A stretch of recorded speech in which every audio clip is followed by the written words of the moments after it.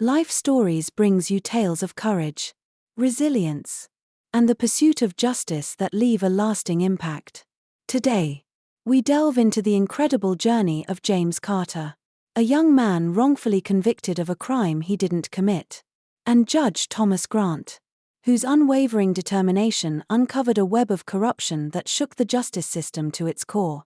This is a story of hope, redemption, and the fight to restore what was unjustly taken. Don't miss this powerful tale. Subscribe to Life Stories now to begin today's journey of truth and transformation. I still remember the heavy air of that courtroom in Houston, Texas, like it was yesterday. It wasn't just the oppressive summer heat seeping through the old courthouse walls, it was the suffocating weight of a decision that was about to change a young man's life forever. All eyes were on Judge Thomas Grant, a man whose reputation for fairness was as unyielding as the Texan sun. His rulings were known for their precision, his demeanor for its gravity. At 62, with over 3 decades on the bench, Judge Grant embodied the law itself, unyielding, impartial, and steadfast. And on that day, he was about to deliver a verdict that would shake the very foundations of his own beliefs. In the defendant's seat sat James Carter, a 25-year-old part-time mechanic with a quiet demeanor but a determined gaze. He wore his Sunday best, a suit that didn't quite fit, as if borrowed for this moment, but it did little to shield him from the intensity of the moment. James's hands trembled ever so slightly, but his eyes were steady, filled with the kind of quiet resolve that comes from a lifetime of being underestimated. For weeks, James had insisted on his innocence, claiming he wasn't even near the jewelry store that day. Yet here he was, facing a jury that had already made up its mind and a judge who believed in the evidence presented before him. The crime in question was nothing short of sensational, a brazen daylight robbery of Carter's fine jewelers. Right in the bustling heart of downtown Houston, a masked gunman had stormed in, causing chaos and terror, and fled with over $150,000 in stolen goods. The heist left one clerk, Samuel Wright, critically injured after being caught in the crossfire. It was the kind of crime that dominated headlines and haunted the city's collective memory. And it was James Carter, with no prior criminal record, who had been named as the culprit. The prosecution's case was compelling, if not overwhelming. There was surveillance footage of a figure with a similar build to James, eyewitnesses who claimed they recognized his voice, and fingerprints found on the weapon abandoned at the scene. Perhaps most damning was the discovery of some of the stolen goods in a storage unit registered in James's name. On paper, the evidence painted an airtight case, and the district attorney used every ounce of it to depict James as a man who thought he could outsmart the law. But James had a story too, one he clung to desperately. He claimed he was working a double shift at the auto shop during the time of the robbery. It was a hard alibi to maintain when his boss, called to testify, admitted he couldn't confirm James's whereabouts for the entire day. To make matters worse, James's court-appointed lawyer struggled to mount a defense that could pierce through the mountain of accusations. His arguments were weak, half-hearted pleas for reasonable doubt that failed to sway the jury. As Judge Grant prepared to deliver the sentence, the courtroom was tense with anticipation. James's mother, seated in the back row, tried and failed to hold back tears. She had raised James on her own, teaching him the values of hard work and integrity. Her heartbreak was palpable, her muffled sobs echoing through the room as Judge Grant began to speak. "Mr. Carter," Judge Grant's voice boomed, his tone firm and resolute. "You stand convicted by a jury of your peers for crimes that have caused irreparable harm to this community. Your actions were not only reckless but calculated, and you have shown no remorse." The words fell like hammers on James's shoulders. Though he didn't flinch, his lips pressed into a tight line, his jaw clenched. The room seemed to hold its collective breath as Judge Grant raised his gavel, the sound of its descent cutting through the silence like thunder. "I hereby sentence you to 60 years in state prison." Gasps rippled through the gallery. Reporters scrambled to jot down notes, the quiet hum of whispers filling the air. James, however, remained motionless. It was as though the world had gone silent for him. He turned, just once, to meet his mother's tear-streaked gaze. She clutched a handkerchief to her mouth, her pain raw and unhidden. That moment, mother and son exchanging a look that spoke of love, despair, and helplessness, was one I'll never forget. As James was led away, the shuffle of his shackled footsteps faded into the distance. The courtroom emptied slowly, leaving behind an almost sacred stillness, as if the building itself mourned what had just transpired. Meanwhile, Judge Grant retreated to his chambers, the weight of his decision bearing down on him. He poured himself a cup of coffee, staring into the dark, swirling liquid as though it held the answers to the unease growing in his chest. He had delivered justice, or so he believed, but something about the case lingered. A faint whisper of doubt that refused to be silenced. In the days that followed, the story of James Carter's trial dominated headlines. The local press called it the Carter robbery case, detailing every moment of the dramatic trial and its devastating conclusion. To most, it was a story of justice served, of a dangerous criminal removed from the streets. But for those who knew James, his mother, his friends, the neighbors who swore by his character, it was a tragedy, a failure of the system they had trusted. As the media frenzy subsided, life in Houston moved on, but the case left scars. For Judge Grant, it was another day's work, another verdict delivered. Yet, in the quiet of his study, that whisper of doubt remained, growing louder with each passing night. Little did he know, the truth he had buried was not content to stay hidden. It was clawing its way to the surface, preparing to unravel everything he thought he knew about justice, truth, and the fallibility of human judgment. Judge Thomas Grant sat alone in his study, bathed in the soft glow of his desk lamp. The air in the room was still, thick with the aroma of old books and fresh coffee. It was a routine evening, the kind he'd grown accustomed to in his long career on the bench. Yet, as he flipped through the paperwork for an unrelated case involving police misconduct, a name leapt off the page: James Carter. At first, it seemed like a coincidence, an unremarkable mention in an evidence log from a separate robbery investigation. But something gnawed at Judge Grant, a strange unease that compelled him to dig deeper. As he traced the details, his heart began to race. The log referenced a gun, one that matched the description of the weapon used in the Carter robbery. But this gun had been seized during an unrelated arrest 2 days after the jewelry store heist. It hadn't been submitted as evidence in James's trial, nor had it been mentioned. How could that be? If the weapon had been in police custody, it couldn't have been used in the robbery. And if it wasn't the weapon, whose fingerprints had been on it? Grant leaned back in his chair, the weight of the revelation pressing down on him. He knew the justice system could be flawed, he had seen its cracks, but this wasn't a mistake.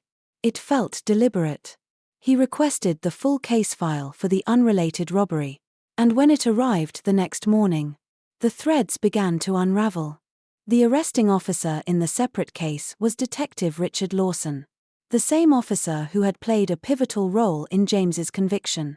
Grant combed through the documents, cross-referencing every detail. The more he read, the more the picture became clear. Evidence had been manipulated, testimonies coerced, and critical details buried. But the most damning discovery came when Grant subpoenaed records from the police tip line. The anonymous call that had implicated James, it had originated from a burner phone registered under Detective Lawson's name. The implications were staggering. Grant sat in silence, the walls of his study seeming to close in around him. If Detective Lawson had falsified evidence to frame James, how many other cases had he tampered with? And what drove him to target James specifically? It wasn't just a failure of the system, it was a betrayal of everything Grant had dedicated his life to. The judge reached out to an old friend, Michael Brooks, a retired investigator known for his unflinching pursuit of the truth. Over coffee at a quiet diner, Grant laid out his findings. Brooks listened intently, his face grim. "This isn't negligence," Brooks said, his voice low and steady. "If what you're saying is true, someone went to great lengths to make sure James took the fall." They agreed to dig deeper, and over the next several weeks, the two men uncovered a damning trail of corruption. Witnesses had been pressured into changing their statements. Reports had been falsified to align with the prosecution's narrative. One store clerk, who had initially identified a different man as the suspect, confessed to Brooks that Lawson had intimidated him into implicating James. "I didn't want to do it," the clerk admitted, his hands trembling as he spoke. "But Lawson said if I didn't, I'd be arrested for obstruction." Each new discovery chipped away at the foundation of James's conviction, and the anger brewing inside Grant was matched only by his determination to set things right. The final breakthrough came when Brooks managed to recover deleted emails from Lawson's police account. One email, addressed to the district attorney, detailed a plan to ensure a conviction in the Carter robbery case. Attached was a list of fabricated evidence and doctored witness statements. Grant's hands shook as he read the email. This was no longer a question of negligence or even corruption, it was outright sabotage. Lawson had orchestrated the entire case, manipulating the system to pin the crime on an innocent man. Grant knew he had to act, but the road ahead was fraught with danger. Lawson wasn't just a rogue detective, he was protected by a network of allies within the department. A fortress of bureaucratic red tape that shielded him from accountability. But for Grant, there was no choice. The truth demanded to be heard, and James Carter's life hung in the balance. As the gravity of his discoveries settled over him, Grant made a vow: he would bring the truth to light, no matter the cost. The following morning, Judge Thomas Grant filed a motion to reopen James Carter's case, attaching the damning evidence he and Michael Brooks had uncovered. The courthouse, typically a place of orderly routine, became a hive of whispers and murmurs. Word spread quickly. A sitting judge, renowned for his unwavering belief in the system, was calling into question a case he himself had ruled on. It was unprecedented. But Grant wasn't done. Along with the motion, he filed a formal complaint with the Department of Justice, demanding an independent investigation into Detective Richard Lawson and the Houston Police Department. The move sent shockwaves through the legal community. Some hailed Grant as a hero, a man willing to confront corruption at its roots. Others saw him as a traitor, undermining the very institution he had sworn to uphold. The backlash was swift and relentless. Anonymous threats began flooding Grant's phone. Late one evening, he stepped outside to find his car tires slashed. A crude note scrawled on his windshield: "Drop it or else." Colleagues who had once admired him now avoided him in the hallways, their polite smiles replaced with wary glances. And yet, despite the mounting pressure, Grant remained resolute. His nights were sleepless, consumed by thoughts of James Carter, a young man wrongfully imprisoned for a crime he hadn't committed. Grant couldn't shake the image of James standing in the courtroom, his jaw tight, his eyes steady, even as the weight of an unjust sentence bore down on him. It was this memory that fueled Grant's determination. He wasn't just fighting for James, he was fighting for the integrity of a system that had betrayed them both. As the investigation progressed, Brooks unearthed the final piece of the puzzle, a critical piece of security footage from a parking lot near Carter's fine jewelers, recorded on the day of the robbery. The footage, inexplicably omitted during James's trial, showed a man leaving the scene with a duffel bag. The man bore a striking resemblance to Detective Lawson himself. Grant's heart pounded as he watched the video. It wasn't just exculpatory, it was damning. This was the evidence that would expose the full extent of Lawson's corruption. It wasn't just about framing James, the robbery itself had been orchestrated as part of a larger scheme, one that Lawson had carefully hidden beneath layers of falsified reports and coerced testimonies. The next step was clear. But it wouldn't be easy. Grant called for an emergency hearing to present the newly uncovered evidence. The courtroom was packed, the tension palpable as reporters, activists, and curious onlookers filled the gallery. When the footage played on the screen, a collective gasp rippled through the room. The truth was undeniable. "This man," Grant said, his voice firm as he gestured toward the screen, "is the same detective who led the investigation against James Carter.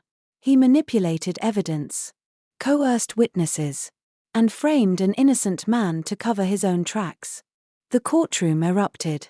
Reporters scrambled to capture the moment, cameras flashing like strobe lights. Detective Lawson, seated in the gallery with his attorney, looked pale but defiant. "You're making a mistake, Grant," he hissed as officers escorted him out in handcuffs.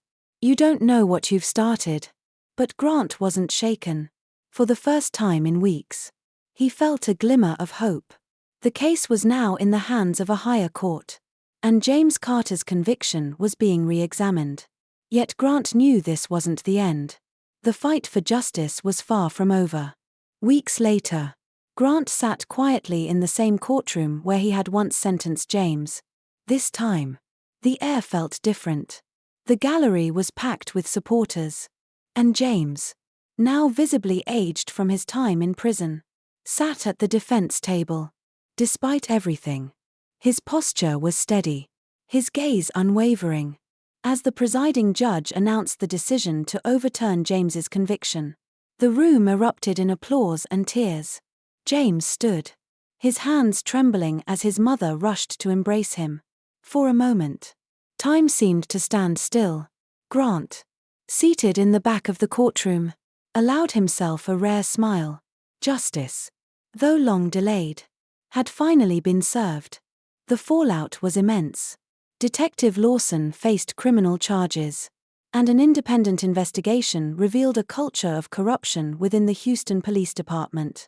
The case sparked nationwide calls for reform, with Grant's role becoming a rallying cry for accountability. Despite the accolades, Grant remained introspective. He knew this victory was just one step in a much larger battle. As for James, his story became a beacon of hope. Freed from the burden of wrongful conviction, he vowed to dedicate his life to helping others who had suffered the same fate. Together, their story served as a powerful reminder that justice is not infallible. It requires vigilance, courage, and the willingness to confront uncomfortable truths. In the end, the story of James Carter and Judge Thomas Grant became a powerful symbol of resilience, truth, and redemption. James, now free and determined, dedicated his life to advocating for the wrongfully convicted, turning his pain into purpose. Judge Grant, forever changed by the experience, committed to fighting corruption and ensuring justice prevailed, no matter the cost. Together, their journey reminded the world that justice requires courage and vigilance.